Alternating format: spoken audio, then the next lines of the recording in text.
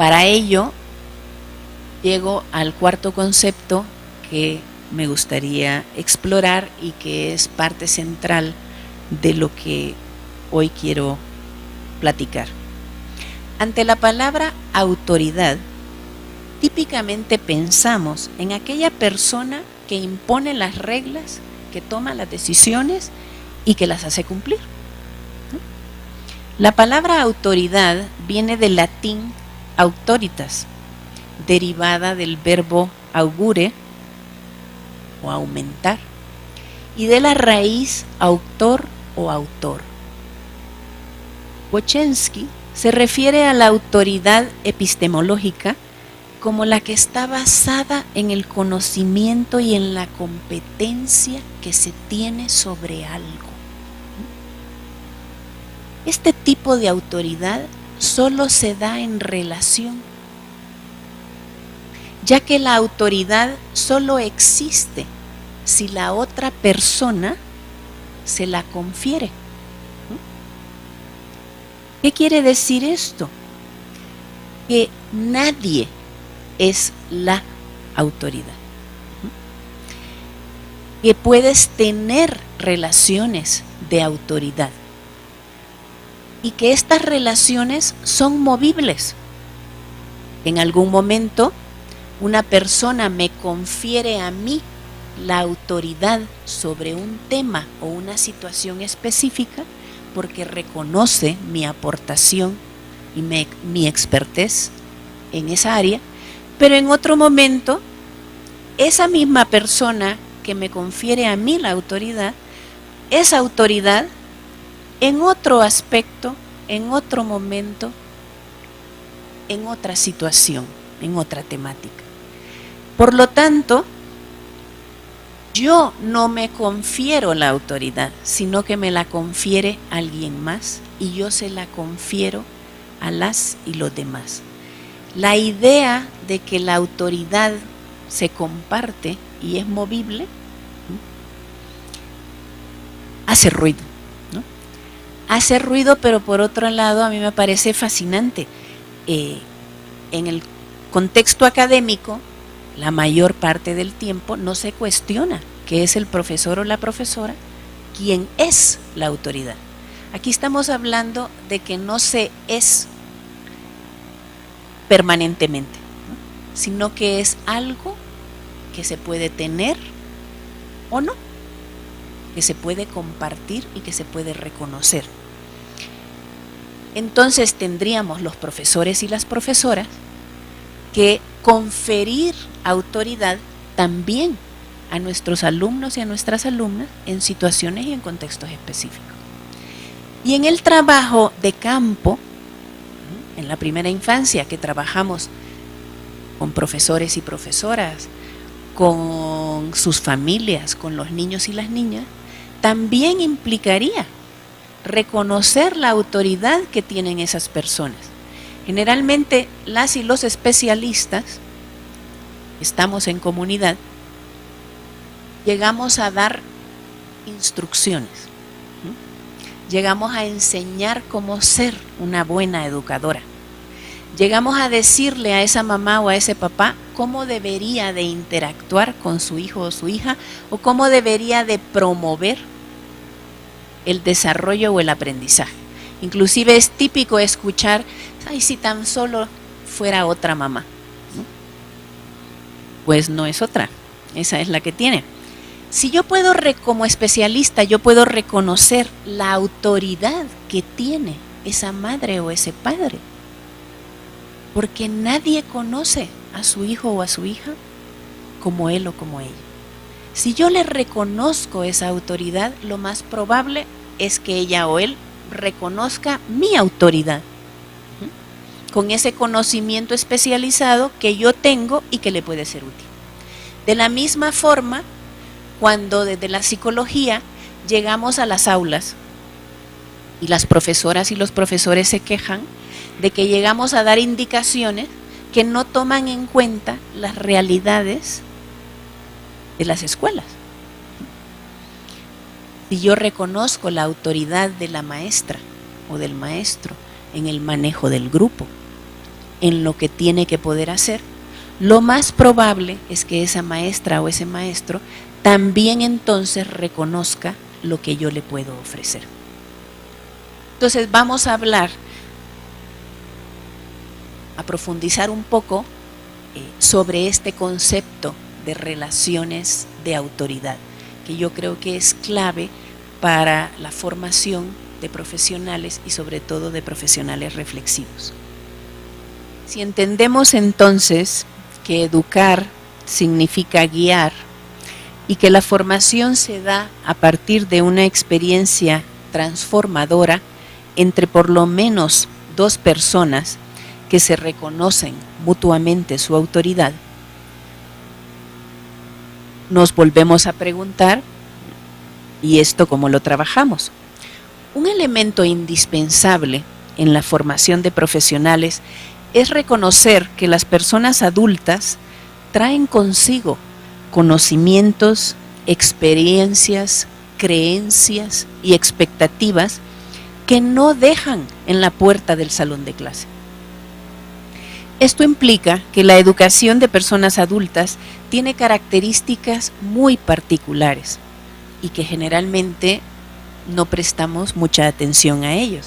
Todavía en nuestro sistema, ser experto en un tema se considera que es suficiente para ser docente, ¿no? En mi trabajo, yo me apoyo principalmente en el enfoque de dos pedagogos que por coincidencia tienen orígenes italianos. Ahí tienen una foto de una niña, esa niña es Jane Vela, hija de inmigrantes italianos, pero que creció en Estados Unidos de América, y que como educadora y como monja, porque era monja Merinol inicialmente, trabajó en África, en Asia y en los Estados Unidos con poblaciones diversas. Vela identificó el diálogo como la principal herramienta de la educación de personas adultas. Y nos dice que esa educación, que ese diálogo, ha de ser político. ¿Por qué político? No por partidos políticos, sino porque hay que compartir el poder.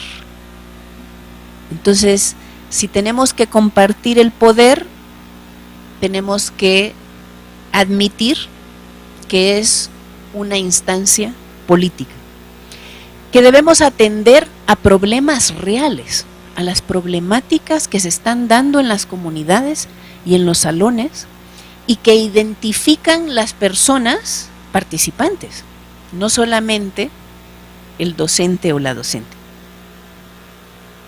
Que la educación debe ser continua, que debe ser parte de un todo, que debe ser emergente, debe ir respondiendo a lo que va sucediendo y no la capacitación anual que generalmente se ofrece. Debe propiciar la participación de todas y todos los involucrados, porque entonces estamos reconociendo lo que se puede construir colectivamente. Y debe centrarse no en la impartición de contenidos, sino en el cambio de las personas. Esto a mí me parece esencial, en el sentido de que a veces tenemos mucha prisa por poder concluir, por poder cubrir los contenidos. Y no nos damos cuenta si las personas están pudiendo hacer suyo esos conocimientos al grado de poder cambiar y que les pueda ser útil en su trabajo. El otro italiano, ya lo mencioné, es Loris Malaguzzi. Malaguzzi diseñó una filosofía, porque en la filosofía reggiana se niegan a que le llamemos un currículum, un método, una teoría. Hablan de una manera de vivir. Malaguzzi lo que hizo fue enseñarnos otra manera de concebir la infancia, otra manera de concebir la educación. maneras radicalmente diferentes de lo tradicional. Y aunque Malaguzzi, contrario a Vela, que viajó por todas partes del mundo, Malaguzzi siempre trabajó en el norte de Italia, pero su pensamiento ha trascendido fronteras. En relación a la formación, Malaguzzi pone el énfasis en la formación en la práctica. Él considera que la profesionalización se logra cuando esa persona en el ejercicio de su trabajo transforma las experiencias en pensamientos y estos pensamientos en reflexiones que a su vez generan nuevos pensamientos y nuevas acciones. Entonces nos pide que hagamos esta vinculación constante e inmediata en el hacer. Lo que yo hago, me pregunto por qué lo hago, en qué me baso, qué funciona, qué no. Reflexiono sobre eso que pienso y me hago nuevas preguntas, genero nuevas ideas que me llevan entonces a un actuar diferente. Teniendo en mente a estos dos pedagogos, podemos entonces plantear algo que sabemos tal vez desde ya hace mucho, ¿no? Desde ya hace algunas décadas, Sean nos invitaba a reflexionar sobre la acción, ¿no? Sobre lo que hicimos, sobre lo que estamos haciendo y sobre lo que haremos. De manera interesante que el planteamiento de este científico se aplicó en otras ciencias, ¿no? En otros campos, mucho antes que en el campo de la educación y de la psicología, ¿no? Para cuando empezamos a tomar en cuenta esto, ya se hacía en muchas ciencias donde se preocupaban por la efectividad de lo que se hacía, ¿no? En los últimos años, en el campo de la educación inicial o de la intervención temprana a nivel internacional, se ha enfatizado la importancia de reflexionar no solo sobre las acciones, sino también sobre las emociones que nos generan las relaciones interpersonales, que son una parte indispensable de lo que nosotros hacemos en la educación temprana. En el trabajo que hacemos con los niños y las niñas, en el trabajo que hacemos con las familias y con otros profesionales, en esas relaciones se dan toda clase de emociones que van a regir, que van a limitar o que van a profundizar lo que hacemos. Entonces tenemos que hacer conciencia de las emociones y también reflexionar sobre ello y no solo sobre las actuaciones. Si esto es cierto, entonces, ¿y aquellas personas que trabajamos en las instituciones educativas tradicionales? Educar de esta forma tan distinta en esas instituciones no es nada fácil, ya que muchas veces en nuestras instituciones se valora lo contrario. Se valora la distancia entre el docente y el alumno o la alumna. Se valora la impartición de conocimientos independientemente de las problemáticas, porque ya lo decidimos de antemano que era lo importante. Se sobrevalora lo intelectual y se desvaloriza los elementos afectivos. Y el mayor reto, por lo menos para mí, es que yo me formé en esos sistemas. Entonces, aunque hoy sé y creo en algo diferente, pues no es fácil cambiarlo, porque ni el sistema me ayuda, ni mi formación original me lo facilita. Pero sí se puede hacer. Blanco García es una pedagoga española que como docente universitaria ha identificado 8 elementos que en su experiencia permiten establecer y sostener relaciones de autoridad. El primer elemento que ella identifica es el reconocimiento de la otra y del otro. Nos dice que hay que distinguir a cada alumno o a cada alumna en sus particularidades, incluyendo aquellas que no te gustan. Esto es fácil de hacer, reconocer al otro cuando su aproximación al trabajo y al aprendizaje se parece al propio.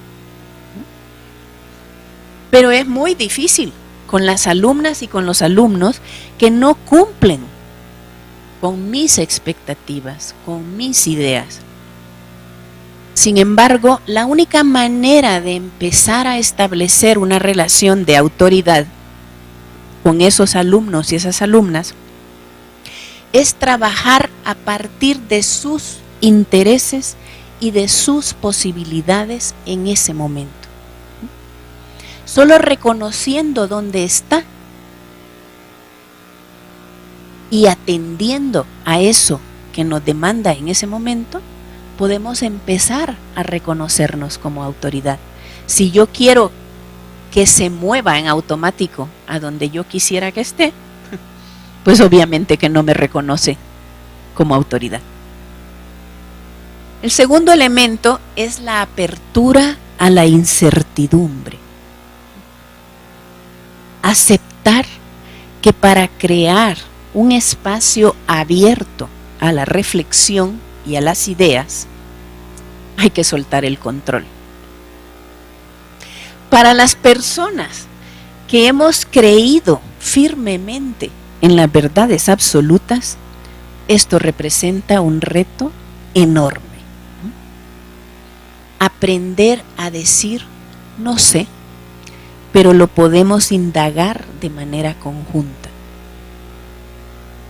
En palabra de Nieves Blanco, otra pedagoga española, ella nos invita a concebir la incertidumbre de no saber lo que va a ocurrir, no como una fuente de ansiedad, sino como una fuente de posibilidades, de creación, de espacios de libertad y de enriquecimiento. Efectivamente, si yo no lo sé todo, si yo reconozco que hay muchas más posibilidades, oportunidades, versiones y perspectivas, pues la posibilidad de que surjan son mucho mayores. Si yo ya lo sé y así lo imparto y así lo transmito, es muy difícil que alguien se atreva a compartir algo nuevo. Entonces, bueno, es una invitación a abrirnos a lo que no sabemos. El tercer elemento es asumir la disparidad. A veces, en aras de una educación democrática, el maestro o la maestra se puede confundir y creer que para entablar una relación con un alumno o una alumna tiene que ser igual a él o a ella. No somos amigos y amigas, aunque podemos llegar a serlo, ¿no? Pero ese no es el rol en la educación. Eso es imposible cuando queremos generar una relación de autoridad a donde la persona que tiene la autoridad en X momento pueda generar las condiciones para la construcción del conocimiento. Si nos ponemos de cuates, nos equivocamos y entonces se pierde la oportunidad de generar algo nuevo.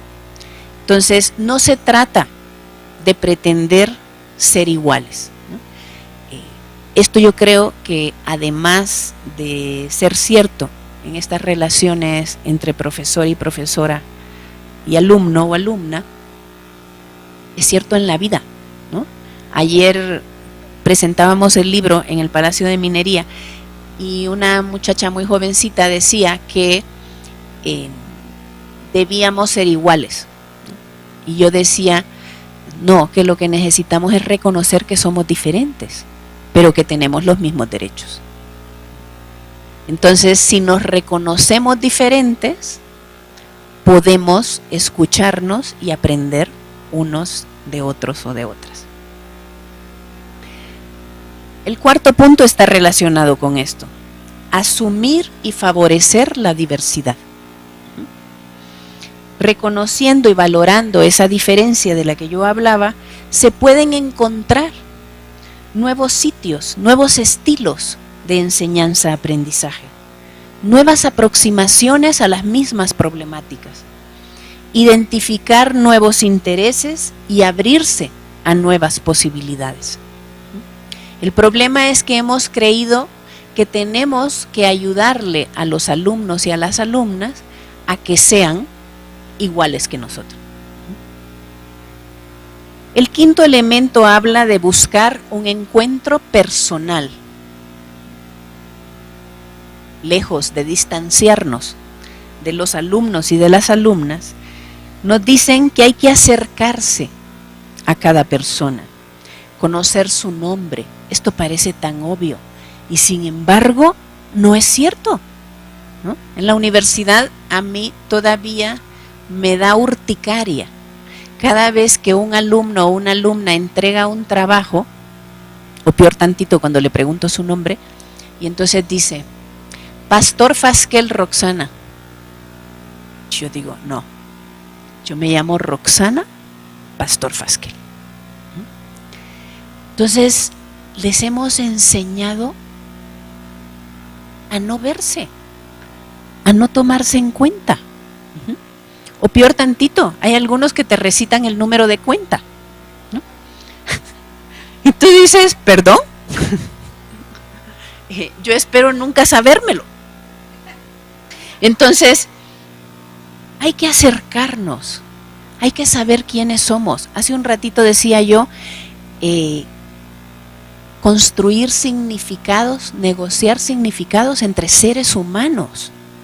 Somos seres humanos, somos personas y necesitamos conocernos. Hay que saber cuáles son sus intereses, compartir los propios. Es solo a través de ese establecimiento de un vínculo de confianza del que yo hablaba al inicio que se puede asumir ese rol de guía. Si el docente es una o un guía, pues tú ¿a quién dejas que te guíe? ¿A un extraño? ¿Alguien que no conoces? ¿A quién escuchas? ¿A quién permites que te cuestione? Pues a alguien con quien tú tienes un vínculo. Solo así podemos invitar a los alumnos y a las alumnas a explorar nuevos horizontes. El sexto punto habla de partir de y valorar la experiencia, el conocimiento vivo que cada cual, ellas y ellos y yo, tenemos. Rara vez en un ambiente educativo tradicional se parte de las ideas de las alumnas y de los alumnos. Generalmente se parte de las ideas del profesor o de la profesora, o peor tantito, de las expresadas por un autor en una lectura asignada. Es por ello que muchas veces cuando le preguntamos en la clase a un alumno o a una alumna, ¿y cuál es tu opinión de lo que leyeron para el día de hoy? Nos repite lo que dice la lectura, ¿no? Pero nos la repite porque esa ha sido la expectativa. Y cuando yo digo, no, si yo ya sé lo que dice el autor, porque yo no asigno lecturas que yo no he hecho, yo quiero saber, ¿a ti para qué te sirve? ¿Tú qué piensas? ¿Tú crees que eso es viable? Y muchas veces los alumnos y las alumnas guardan silencio, porque eso no se lo han preguntado. Han asumido que si alguien es suficientemente importante para haberlo escrito en un libro, pues no se puede cuestionar esa verdad. Al reconocer las ideas de los alumnos y de las alumnas, pueden encontrar de mejor manera el sentido a la teoría. Si empezamos discutiendo lo que tú piensas, lo que tú te preguntas, entonces puedes leer ese texto o puedes escuchar a las otras personas desde otro lugar. Se pueden generar nuevas preguntas y se puede entender la experiencia vivida y querer saber más. Porque si empezamos desde lo que a mí me importa, entonces yo después puedo escuchar lo que tú has decidido que podría ser importante. En mis clases yo siempre le hago la analogía a mis alumnos y a mis alumnas, que es como llegar a una tlapalería, ¿no? Cuando uno va a comprar clavos, entonces llegas y dices, fíjese que yo ando buscando unos clavos de acero, y el vendedor le han dicho que debe vender escaleras esta semana, ¿no? Y entonces se pone a hablarte de las escaleras y la oferta que hay, y que si son altas, y que si son flexibles, y que si se doblan, y si son de aluminio. Y tú que no tienes tiempo para escuchar las escaleras y que no necesitas una escalera, te das la vuelta y te vas. Pero si el vendedor te dice, ah, sí señora, ¿y usted para qué quiere esos clavos? Mire, tengo estos que sirven para esto, y tengo estos, y ¿por qué no piensa en esto? Y te escucha. Lo más probable es que después de eso tú le escuches el discurso sobre las escaleras. Pero si antes de resolver mi problema tengo que escuchar el tuyo, porque es su lío vender las escaleras, no es mío, ¿no? Entonces las posibilidades de que yo te escuche son bien pocas, ¿no? Ahora, en ocasiones esto puede ser frustrante en el salón de clase. ¿Por qué? Porque el abrir ese espacio no quiere decir que vaya a ser utilizado, por lo menos no de manera inmediata, porque venimos de un sistema que nos demanda todo lo contrario. Pero esa también es la libertad de los alumnos y las alumnas. Cuando lanzamos una pregunta, cuando pedimos una opinión, pues también están en libertad de contestarnos o no. Pero a veces lo probamos una vez y si ya no funciona, pues entonces regresamos. Casi es automático, ¿no? Como primitivo regresar a lo que yo hacía antes.